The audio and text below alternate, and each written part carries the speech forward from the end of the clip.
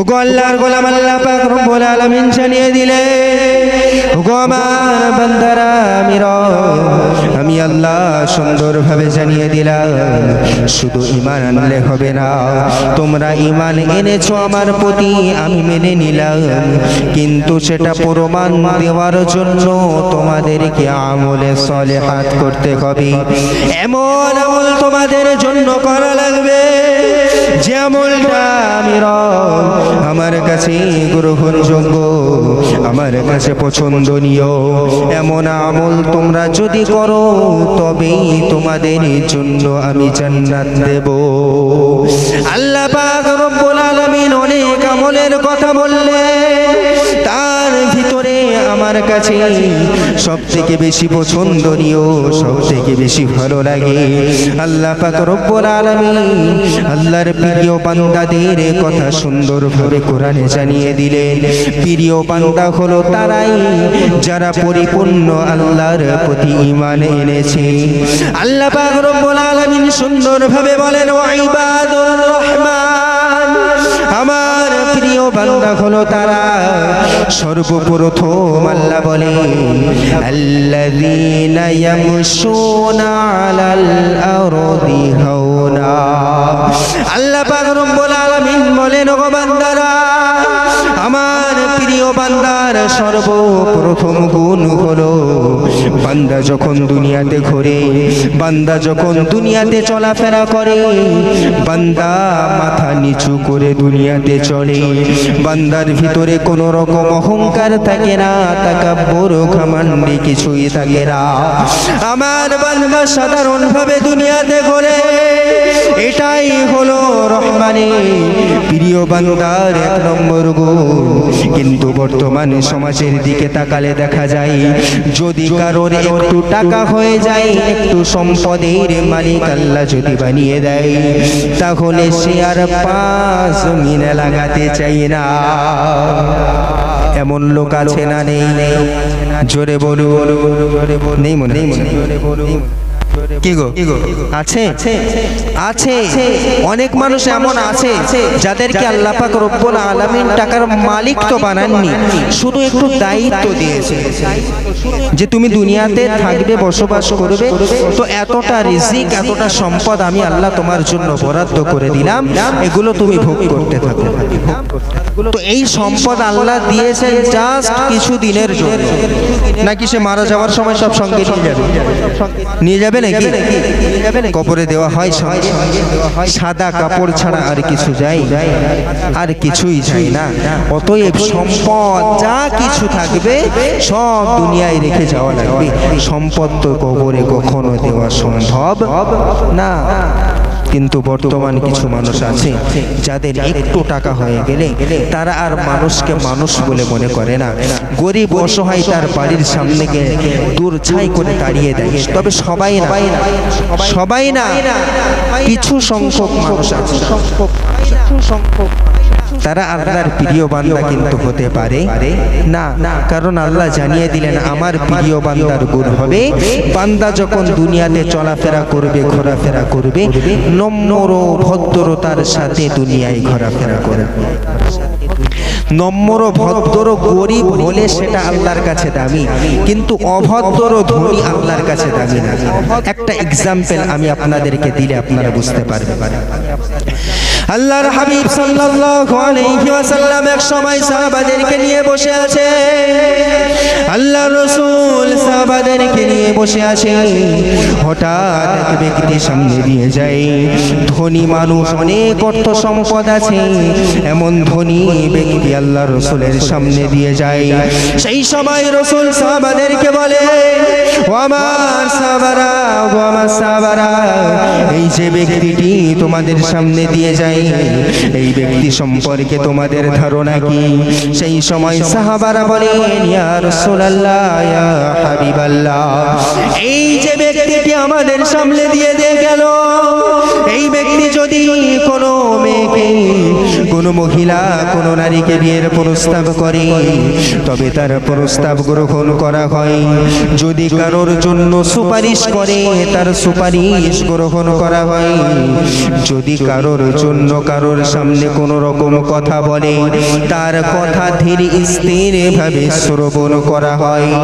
রাসূল এই কথাটা শোনার পরে চুপ থাকলে কিছুক্ষণ পরে আবার এক ব্যক্তি সামনে দিয়ে যায়, কিন্তু সে ব্যক্তি হলো গরীব অসহায় ব্যক্তি, কিন্তু তার ভিতরে নম্রতা আছে, ভদ্রতা সবগুলো আছে। ওই যে গরীব ব্যক্তিটির সামনে দিয়ে হেঁটে যায়, রাসূল সেই সময় সাহাবাদেরকে বলে, ওগো আমার সাহাবারা, এই যে ব্যক্তিটি সামনে দিয়ে যায় এই ব্যক্তি সম্পর্কে তোমাদের ধারণাটা কি একটু বলো। সেই সময় সাহাবারা বলেন, ইয়া রাসূলুল্লাহ, ইয়া হাবিবাল্লাহ, হুজুর, এই ব্যক্তি যদি কোনো নারীকে বিয়ের প্রস্তাব করে তবে তার প্রস্তাব গ্রহণ করা হয় না। যদি কারোর জন্য সুপারিশ করে তার সুপারিশ গ্রহণ করা হয় না। যদি কোথাও কোনো কথা বলে তার কথা কখনোই শ্রবণ করা হয় না, শোনা হয় না। রাসূল সেই সময় সাহাবাদেরকে বলে, ও আমার সাহাবারা শোনো, আমি রাসূল সুন্দরভাবে তোমাদেরকে জানিয়ে দিলাম, ওই যে দুনিয়া ভর্তি সম্পদওয়ালা, ওই যে দুনিয়া ভর্তি সম্পদওয়ালা ধনী ব্যক্তি একটু আগে গেছে, তার থেকে এই নম্র ভদ্র গরীব মানুষটা আল্লাহর কাছে অনেক দামি। জোরে বলুন, জোরে বলুন, জোরে। তাহলে হাদিস দ্বারা বোঝা গেল অর্থ সম্পদ থাকলে যদি তার ভিতরে নম্রতা না থাকে, যদি তার ভিতরে ভদ্রতা না থাকে, যদি তার ভিতরে আদব না থাকে, যদি তার ভিতরে আখলাকিয়াত না থাকে, সেই ব্যক্তি আল্লাহর কাছে পছন্দনীয় কখনোই হতে পারে না। একটা অসহায় গরীব মানুষ ভ্যান চালায়, রিক্সা চালায়, ভাটায় মজুরি দিয়ে খায়, মিস্ত্রির সাথে লেবারি করে খায়, এই রকম দিন আনা মজুরি একজন ব্যক্তি, তার ভিতরে যদি আখলাক থাকে, তার ভিতরে যদি রাসূলের আদর্শ থাকে, রাসূলের আদর্শ দিয়ে যদি নিজের জীবনকে সাজিয়ে নেয়, সেই ব্যক্তি আল্লাহর কাছে অনেক অনেক। আল্লাহ পাক রব্বুল আলামিন সর্বপ্রথম বললেন, আমার প্রিয় বান্দার প্রথম গুণ হলো, বান্দা যখন দুনিয়াতে চলাফেরা করবে, বান্দা যখন দুনিয়াতে ঘোরাফেরা করবে, বান্দা নম্র ভদ্রতার সাথে দুনিয়াতে চলবে, মাথা নিচু করে দুনিয়াতে চলবে। দ্বিতীয় নম্বরে আল্লাহ পাক বলেন, ওয়া ইযা খাতাবাহুমুল জাহিলুনা ক্বালু সালামা। আমার প্রিয় বান্দার 2 নম্বর গুণ হলো, ওই বান্দা যখন কোনো অজ্ঞ ব্যক্তি, কোনো মূর্খ ব্যক্তির সাথে কথোপকথন করবে, ওই বান্দা, আমার প্রিয় বান্দা যখন কোনো মূর্খ ব্যক্তির সাথে কথা বলবে, কিন্তু একটা দিক আপনারা ফলো করুন, মূর্খ মানুষেরা বুঝে না বুঝে ঝগড়ার ভিতরে ঢুকতে চাই, মানুষকে পায়ে পা রেখে ঝগড়া বাঁধাতে চাই, এমন কিছু মূর্খ মানুষ সমাজে আছে। তাই আল্লাহ জানিয়ে দিলেন, যদি কোনো রকম মূর্খ মানুষের সঙ্গে তর্ক বিতর্ক হয়, আমার প্রিয় বান্দার গুণ হলো ক্বালু সালামা, আমার ওই বান্দা সেখানে শান্তির বার্তা দিয়ে চলে যাবে। আমার বান্দা কখনো ঝগড়ায় জড়াবে না। ওই মূর্খ ব্যক্তি যদি আমার বান্দাকে গালি দেয়, আমার প্রিয় বান্দা পাল্টা গালি দেবে না। ওই বান্দা যদি একটা খারাপ কথা বলে, আমার প্রিয় বান্দা পাল্টা খারাপ কথা বলবে না। ওই বান্দা যদি কোনো রকম অপমানজনক কথা বলে, আমার বান্দা শান্তির বার্তা দিয়ে রাস্তা দিয়ে ছেড়ে দিয়ে চলে যাবে। এটা হলো আল্লাহ পাকের প্রিয় বান্দাদের 2 নম্বর গুণ। কথা বোঝাতে পারছেন? এটা আল্লাহর প্রিয় বান্দা, আমলে সালেহা যদি এই কাজগুলো করা যায়, আমি কিন্তু শোনার জন্য বলছি, প্রথমেও বলেছি এখনো বলছি, আমল যাতে আমরা করতে পারি তার কারণে বলছি। আমরা সকলে আমল করব ইনশাআল্লাহ। একবার জোরে বলুন ইনশাআল্লাহ। 3 নম্বরে আল্লাহ পাক রব্বুল আলামিন বলেন, ওয়াল্লাযীনা ইয়াবিতুনা লিরাব্বিহিম সুজদাও ওয়া কিয়ামা। আমার প্রিয় বান্দার গুণ হবে ওই বান্দা রাতের অন্ধকারে মধ্য রজনীতে যায় নামাজে দাঁড়াবে, রুকু করবে, সিজদা করবে। আমি আল্লাহ আমার জন্য ইবাদত বান্দেগিতে মশগুল থাকবে। আমি রব আমাকে খুশি করার জন্য ইবাদত করবে। আমি রব আমাকে পাওয়ার জন্য সিজদা করবে। আমি রব আমাকে রাজি করানোর জন্য রুকু করবে। আমি আল্লাহ আমার নিকটবর্তী হওয়ার জন্য আমার প্রিয় বান্দা রাতের মধ্য রজনীতে যায় নামাজে দাঁড়িয়ে সিজদারত অবস্থায় সময়কে কাটিয়ে দেবে। জোরে বলুন। এটা হলো আল্লাহ পাকের 3 নম্বর প্রিয় বান্দার গুণ। এখন আপনারা ভাববেন যে আল্লাহ পাক রব্বুল আলামিন এই রাতটাকে এত কেন প্রাধান্য দিলেন? একটু মনে মনে হচ্ছে না যে রাতের বেলা ইবাদত করলে আল্লাহর প্রিয় বান্দা হওয়া যাবে, দিনে কেন না? কেন জানে? একটু মনোযোগ। কারণ বান্দারা কানটা খুলে শুনে রাখুন, যত মানুষ দুনিয়ার বুকে গুনাহ করে, দিনের বেলা যত গুনাহ করে তার তুলনায় অধিক বেশি গুনাহ করে রাতে। দুনিয়ার মানুষ দিনের বেলা যত পরিমাণ গুনাহ করে তার থেকে অনেক বেশি গুণ রাতের অন্ধকারে বান্দারা গুনাহ করে। সেই জন্য রব জানিয়ে দিলেন, ওগো আমার বান্দারা, তুমি রাতে গুনাহ করেছো, তুমি রাতের বেলা গুনাহে জড়িত হয়েছো, ঘরের দরজা বন্ধ করে দিয়েছো, জানালা বন্ধ করে দিয়েছো। দুনিয়ার কোনো মাখলুক তোমাকে দেখতে পায় না, দুনিয়ার কোনো মানুষ সেটা জানে না, দুনিয়ার কেউ জানতে পারে না। তুমি ঘরের ভিতরে চোখের গুনাহ করো, ঘরের দরজা বন্ধ করে হাতের গুনাহ করো, তোমার জবানের গুনাহ করো, কানের গুনাহ করো, অনেক অঙ্গের গুনাহ তুমি করতে থাকো। ওগো বান্দা, এই গুনার কথা আমি আল্লাহ কারোর কান পর্যন্ত পৌঁছাই না। ওগো বান্দা, তুমি জানো কেন আমি পৌঁছাই না? আমি এই কারণে মানুষ পর্যন্ত তোমার গুনাহ পৌঁছে দিই না, কারণ আমি জানি আমার প্রিয় বান্দা যে হবে একটা সময় আমার কাছে রাতের অন্ধকারে উঠে কাঁদবে, আমি আল্লাহ আমার কাছে তওবা করবে। ইয়া আইয়ুহাল্লাযীনা আমানু তুবু ইলাল্লাহি তাওবাতান নাসুহা। ঈমানওয়ালারা তওবা করবে, বিশুদ্ধ তওবা, যে তওবার ভিতরে কোনো রকম ভেজাল থাকে না, এমন বিশুদ্ধ তওবা বান্দা করবে। রাতের অন্ধকারে গুনাহ করার পরে আবার রাতের অন্ধকারে মধ্য রজনীতে আমি রব আমার কাছে বলবে, ওগো আল্লাহ, আমার জীবনটা গুনাহ দিয়ে ভরপুর করেছি। আল্লাহ, রাতের অন্ধকারে দিনের আলোতে প্রকাশ্যে গোপনে ইচ্ছায় অনিচ্ছায় আল্লাহ আপনার বিরুদ্ধে আমি পদাচরণ করেছি। আপনি যেভাবে চলতে বলেছিলেন আমি সেভাবে চলতে পারিনি। ওগো রব, আপনার কাছে গুনাহ মাখা হাত আমি উত্তোলন করেছি। আল্লাহ, গুনাহ মাখা চোখ উত্তোলন করেছি, গুনাহ মাখা গোটা শরীর আপনার সামনে আমি দাঁড় করিয়ে দিয়েছি। ওগো আল্লাহ, আপনি রহমান, আপনি দয়ালু, আপনি মেহেরবান। ওগো আল্লাহ পাক, আপনার কাছে করুণ মিনতি করি, আপনার রহমান নামের ওসিলা করি আমার তামাম জিন্দেগির গুনাহ খাতাকে আপনি মাফ করে দিন। আল্লাহ পাক বান্দাকে ডেকে বলেন, বান্দা, চিন্তার কোনো কারণ নাই। ওরে বান্দা, তুমি যে তওবা করো, তুমি যে যে তওবা করছো আমি আল্লাহ জানিয়ে দিলাম তোমার ওই চোখের পানিটা হাত পর্যন্ত পৌঁছানোর আগে আমি রব তোমার তামাম জিন্দেগির গুনাহ খাতাগুলোকে মাফ করে দেব।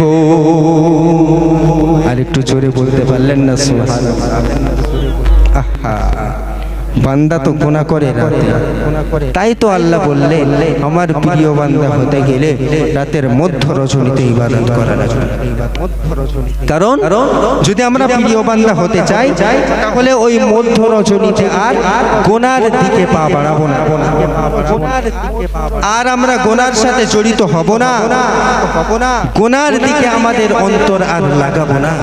কারণ আমরা না আল্লাহর প্রিয় বান্দা হতে চেয়েছি।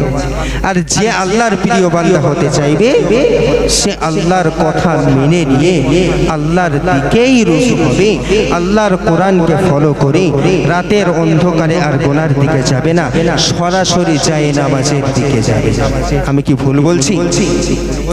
তো আল্লাহ পাক রব্বুল আলামিন রহমানের প্রিয় বান্দাদের 3 নম্বর গুণের কথা বললেন যে আমার প্রিয় বান্দার গুণ হবে তারা রাতের মধ্য রজনীতে আমি রব আমার সামনে দাঁড়াবে যায় নামাজে, আমি রব আমার জন্য ইবাদত করবে। কথা বোঝাতে পেরেছি ইনশাআল্লাহ? 4 নম্বরে আল্লাহ পাক বলে ওগো আমার বান্দারা আমি রব সুন্দরভাবে জানিয়ে দিলাম, আমি আল্লাহ কোরআনের ভিতরে জানিয়েছি আমার বান্দাদের 4 নম্বর গুণ হলো ওয়াল্লাযীনা ইয়াকুলুনা রব্বানা সরিফ আন্না আযাব জাহান্নাম ইন্না আযাবাহা কানা গরামা। আল্লাহ পাক রব্বুল আলামিন বলে আমার প্রিয় বান্দাদের গুণ হলো তারা আমি রব আমার কাছে বলবে ওগো আল্লাহ পাক আল্লাহ তাআলা ওগো মেহেরবান আল্লাহ আপনি আমাদেরকে জাহান্নামের আগুন থেকে বাঁচিয়ে নিন, ওগো আল্লাহ জাহান্নামের আগুন থেকে আমাদেরকে দূরে সরিয়ে রাখুন। কারণ জাহান্নাম বড় ভয়াবহ জায়গা, জাহান্নাম হলো বড় নিকৃষ্টতম জায়গা। রহমানের প্রিয় বান্দা যারা হবে তারা এমন কথা আল্লাহর কাছে বলবে। আচ্ছা এই যে কথাটা এটা দোয়া না? কি গো দোয়া না যে আল্লাহ আপনি আমাদের থেকে জাহান্নাম দূরে সরিয়ে নিন? আল্লাহ বলছেন আমার প্রিয় বান্দারা এই কথাটা আমাকে বলবে যে আল্লাহ আমাদের থেকে আপনার জাহান্নাম দূরে সরিয়ে নিন। তো প্রিয় বান্দা কি এমনি যখন তখন বলবে নাকি নামাজের পরে বলে? কখন? নামাজের মাধ্যম দিয়ে নামাজ শেষ করে আল্লাহর কাছে দোয়া করবে।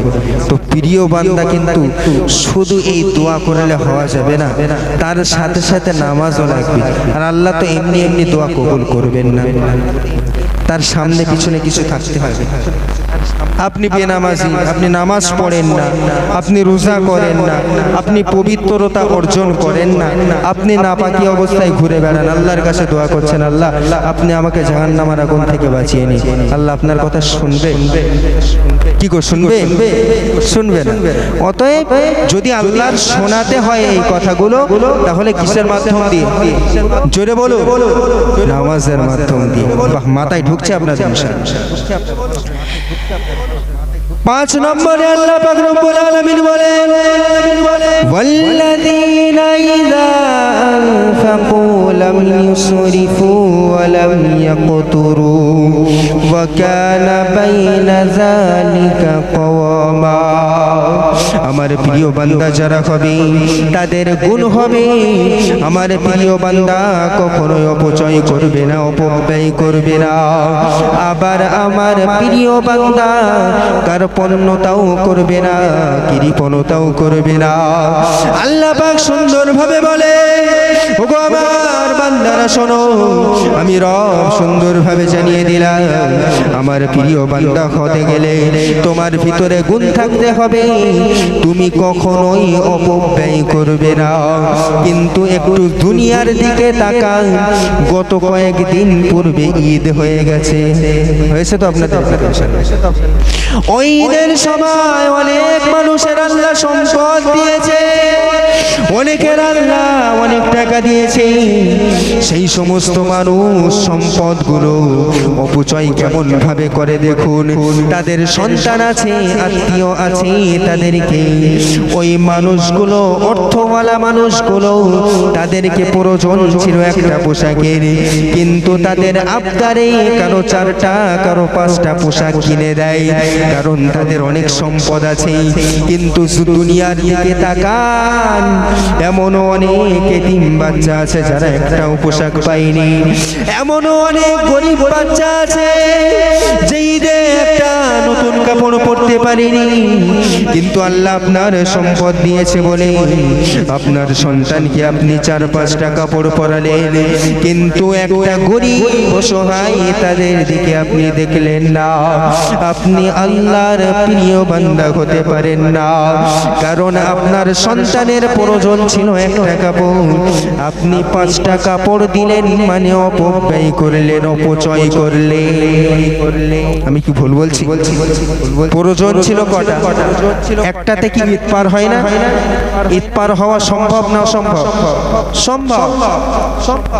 কিন্তু দিচ্ছে 5টা কাপড়, আর পাশে একটা এতিম বাচ্চা দেখছে, দেখার পরে একটা দেয় না, মানে সে অপচয় করলো, অপব্যয় করলো।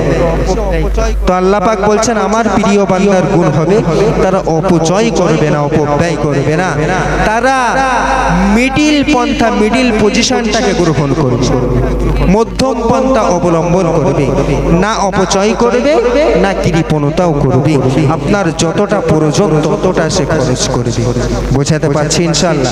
জি, আমি অল্প অল্প করে টাচ দিয়ে চলে যাব, কারণ 12টা বেজে গেছে। টাইম দেখছেন তো? 12টা বেজে গেছে। আমি আর 2-10 মিনিটের ভিতরে ছেড়ে দেবো ইনশাআল্লাহ। কষ্ট হচ্ছে আপনাদের? কি গো, কষ্ট হচ্ছে? আল্লাহ পাক রব্বুল আলামিন তারপরে বান্দাদের কথা বলে, আমার প্রিয় বান্দা 6 নম্বর গুণ হলো আমি আল্লাহ জানিয়ে দিলাম, ওয়াল্লাযীনা লা ইয়াদউনা মা'আল্লাহি ইলাহান আখার। আল্লাহ পাক বলে আমার প্রিয় বান্দার গুণ হলো, আমার বান্দা আমি রব আমার সাথে অন্য কাউকে উপাসনা করে না, আমি রব আমার সাথে অন্য কাউকে সমতুল্য করে দেয় না, আমি রব আমার সাথে অন্য কাউকে মিশিয়ে দেয় না, আমি রব আমার জায়গায় অন্য কাউকে বসাই না। কিন্তু গোলাম দুনিয়ার দিকে তাকান, অন্তরে বড় কষ্ট লাগে, মুসলিমের ঘরের সন্তান হয়ে নামাজও পড়ে, ইফতারের মেহমানও হয়, ইফতারের মজলিসেও যোগদান করে, আবার অনেক গায়ের মুসলিমদের অনুষ্ঠানে ফার্স্ট কাতারে গিয়ে বসে থাকে, এমনও মুসলিমের ঘরের সন্তান আছে। আল্লাহ পাক বলছেন বান্দা আমি রব জানিয়ে দিলাম আমার সাথে অন্য কাউকে উপাসনা করা যাবে না, আমার সাথে অন্য কাউকে মানতে পারবে না, তারা আল্লাহকেও মানবে, আবার অন্য কাউকে প্রভু বলে মানবে, অন্য কাউকে উপাসনা আরাধনা করবে। এই সমস্ত মানুষ কখনোই আল্লাহর প্রিয় বান্দা হতে পারে না। আল্লাহ জানিয়ে দিলে আমার প্রিয় বান্দা যদি তোমরা হতে চাও শুধুমাত্র আমারই ইবাদত করা লাগবে। ওয়াকাযা রাব্বুকা আল্লা তা'বুদু ইল্লা ইয়্যা, আল্লাহ পাক নিজেই জানাচ্ছেন আমি আল্লাহ জানিয়ে দিলাম শুধুমাত্র ইবাদত আমি রব আমাকে করতে হবে। এখন বান্দার প্রশ্ন, সব সময় সব হুজুররা একটা কথা বলে আল্লাহর ইবাদত করতে হবে, আল্লাহর ইবাদত করতে হবে। আচ্ছা ইবাদত করলে আমরা জান্নাতে পাবো, আমরা জান্নাত আমাদেরকে দেবেন কিয়ামতের ময়দানে, দুনিয়াতে থাকাকালীন কি কিছু দেবে? এমন প্রশ্ন আমাদের অন্তরে জাগে, কিন্তু হয়তো প্রশ্ন করতে পারি না, বলতে পারি না। একটু কোরআন ফলো করো, কোরআন ফলো করো। আল্লাহ পাক রব্বুল আলামিন জানিয়ে দিলেন বান্দা তোমরা যদি আমার ইবাদত করো, শুধুমাত্র আমার উপাসনা করো, আমার আরাধনা করো, শুধুমাত্র আমার সামনেই মাথা ঝোঁকাও, আমার সামনেই রুকু করো, সিজদা করো, আমি রব জানিয়ে দিলাম আমার ইবাদত করার কারণে তোমরা শুধু জান্নাত পাবে তা নয়, তোমাদের জন্য দুনিয়াতে থাকাকালীনও বড় বড় অফার আমার তরফ থেকে আছে।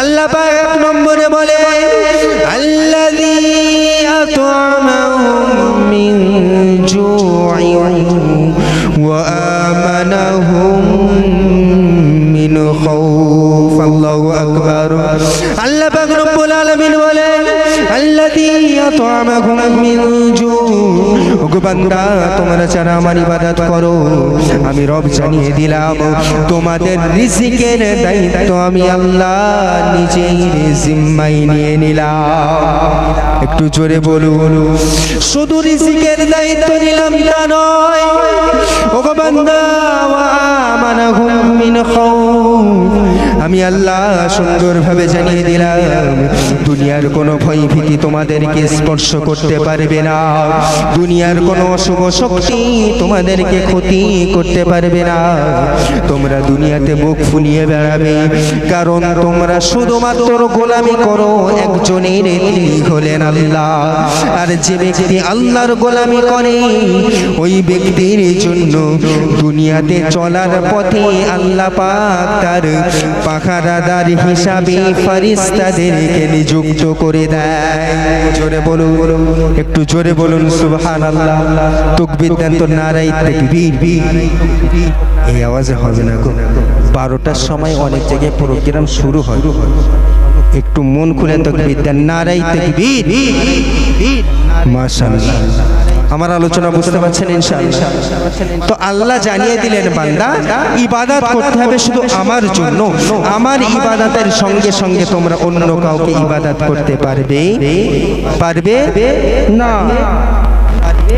তারপরে আল্লাহ পাক রব্বুল আলামিন জানিয়ে দিলেন ওগো বান্দারা ওয়ালা ইয়াকতুলুনা আন-নাফসাল্লাতী হারামাল্লাহু ইল্লা বিল হক আল্লাহ পাক জানিয়ে দিলেন আমার প্রিয় বান্দা যারা হবে আমার পছন্দনীয় বান্দা যারা হবে ওই সমস্ত বান্দা কখনো কাউকে হত্যা করতে পারে না আমার ওই বান্দা কখনো কাউকে হত্যা করতে পারে না তবে হ্যাঁ শরীয়ত সম্মত কোনো কারণ ছাড়া অনেক মানুষ দুনিয়ার জমিনে আছে যারা ইসলামটাকে মিটিয়ে দিতে চায় যারা মুসলিমকে মিটিয়ে দিতে চায় যারা ঈমান নামক দৌলতকে নষ্ট করতে চায় যারা মুসলিমদের মা বোনদের মুসলিমের ঘরের মা বোনদের ইজ্জত আবরুকে নিয়ে খেলা করতে চায় যারা মুসলিমের সন্তানদেরকে শেষ করতে চায়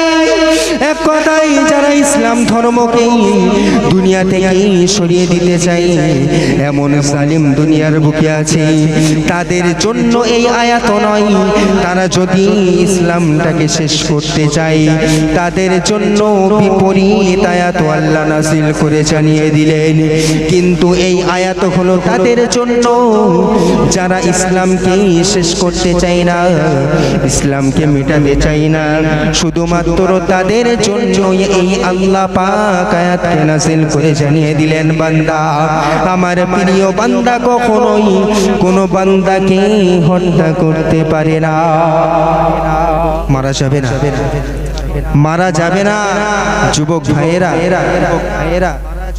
এই সামনে আসছে সামনে আমাদের সময় আসছে আবার আপনারা মনে করেন না অবশ্য আমি আগেই বলি এই মঞ্চটা কিন্তু পার্টির মঞ্চ না কিন্তু ভোট আসার সময় এক শ্রেণীর মানুষ একে অপরের ভিতরে লড়াই করে কি করে না মারামারি করে মারেও মুসলিম আর মরেও মুসলিম কি গো ভুল বলছি আমি মারেও মুসলিম আর মরেও মুসলিম সব মুসলিম নিজেরা নিজেদেরকেই ক্ষতি করছে হ্যাঁ এর ভিতরে অনেক প্ল্যান আছে অনেক ষড়যন্ত্র আছে আমরা বুঝি না আমরা তো ঘরের ভিতরে থাকি চার দেয়ালের ভিতরে ওই চার দেয়াল ছেড়ে একটু দুনিয়ার দিকে তাকিয়ে দেখো তবেই বুঝতে পারবে যে পরিস্থিতিটা কি আমাদেরকে কোথায় নিয়ে যাওয়া হচ্ছে আমি এই বিষয় নিয়ে শেষে দুটো একটা কথা বলবো ইনশাআল্লাহ আমি আমার মূল আলোচনাটা শেষ করি না হলে পয়েন্ট ঘুরে যাবে তো যেটা বলছিলাম, রহমানের প্রিয় বান্দারা কখনো কাউকে হত্যা করতে পারে? জোরে বলুন, পারে না। অসীম সরকার বলেছে, অসীম সরকার বলেছে যে মুসলিমদের কোরআনে বলা হয়েছে তোমরা ইহুদি বেদুইন যাদেরকে মানে যেখানে পাবে সেখানেই তোমরা হত্যা করবে। বলেছিল কি বলিনি কিছুদিন পূর্বে? সোশ্যাল মিডিয়ায় দেখেন, ও বেচারি আয়াতটা বলেছে কিন্তু তার পরের আয়াতগুলো আর পড়িনি। এই বিষয়টা তো এখান থেকে 1500 বছর আগে, এখনকার তো না। তারা মুনাফিকিগিরি করেছে, তারা মুসলিমদেরকে মিটিয়ে দিতে চেয়েছে, তারা ইসলাম ধর্মটাকে মিথ্যা বলতে চেয়েছে, ইসলাম ধর্মটাকে মিথ্যা হিসাবে প্রমাণিত করতে চেয়েছে। তবেই তাদের জন্য ওই আয়াত আল্লাহ নাযিল করে বলেছিলেন। শুধু তাই নয়, তারা কয়েকটা ওয়াদা রক্ষা করেনি, তাই আল্লাহ বলেছেন ওদের সঙ্গে কোনো আপোষ হবে না। যারা ইসলামকে মিটাতে চায়, যারা ইসলামকে শেষ করতে চায়, তাদের যেখানেই পাবে সেখানে কতল করবে। এটা এখান থেকে 1500 বছর আগে, কিন্তু এখন তো এইরকম না। এখন এইরকম পরিস্থিতি না। এখন তো আমরা মুসলিম গায়ের মুসলিম একই দোকানে বসে চা খাই। কি গো, আপনাদের এদিকে হয় কিনা? আমাদের ওদিকে হয়। আমাদের মহল্লায় আপনি বুঝতে পারবেন না যে এটা মুসলিমদের না অন্য ধর্মের মহল্লা। এইরকম একটা পরিস্থিতি, কোনো হিংসা নেই, কোনো দাঙ্গা নেই, কিচ্ছু নেই। কিছু বার হয়েছে মেডিসিন, ও আলাদা প্রোডাক্ট। আমার কথা বুঝতে পারছেন? ওরা আলাদা ক্যাটাগরির প্রোডাক্ট। ওরা এই মুসলিম আর অন্যান্য ধর্মের মানুষদের ভিতরে একটা বিভাজন তৈরি করতে চায়। তারা এই দুটো দলকে আলাদা করতে চায়। তারা একে অপরের শত্রু হিসাবে বাস্তবায়িত করার চেষ্টা চালাচ্ছে, কিন্তু এটা সম্ভব না। কারণ আমাদেরকে আল্লাহর হাবিব সাল্লাল্লাহু আলাইহি ওয়াসাল্লাম, আমাদের নেতা, আমাদের লিডার, এটা কখনো শেখায়নি। আল্লাহর রাসূল বলেছেন সব সময়ের জন্য যে তোমাদের কাছে, তোমাদের সঙ্গে, তোমাদের পাশে যে ধর্মেরই মানুষ হোক না কেন, যদি কখনো বিপদে পড়ে তোমরা সাহায্যের হাত আগে বাড়াবে। একটু জোরে বলুন সুবহানাল্লাহ। তো কোনো গায়ের মুসলিম যদি কোনো রকম অসুবিধায় পড়ে, কোনো প্রবলেমের সম্মুখীন হয়, আমরা রাসূলের উম্মত হিসাবে আমাদের জন্য দরকার আগে হাতটা বাড়িয়ে দেওয়া। আর এটা আমরা করে থাকি, করি কি করি না?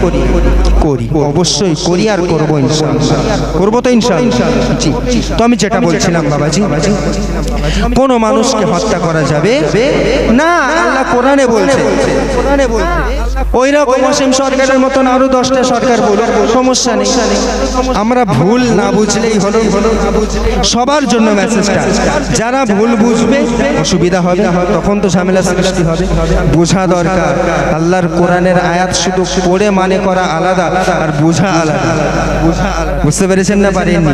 শানে নুজুল, আরবিতে একটা শব্দ শানে নুজুল, মানে সেই সময় এক একটা শান, এক একটা বিষয়কে কেন্দ্র করে আল্লাহ পাক কোরআনের আয়াতকে নাজিল করেছে, সূরা নাজিল করেছে। তো সেই সময় ওই শান, ওই বিষয়টাকে লক্ষ্য করে ওই আয়াত ছিল, এখনকার জন্য না। অতএব আমরা নিজেদের ভিতরে দাঙ্গা ফাসাদ করে আমরা নিজেদের সম্পর্ক নষ্ট করব না। জোরে বলুন না। আল্লাহ পাক আমাদের কবুল করুন, বলুন আমিন। ওগো আল্লাহর গোলাম, আল্লাহ পাক রব্বুল আলামিন তারপরে বলেন ওয়ালা ইয়াসনুন।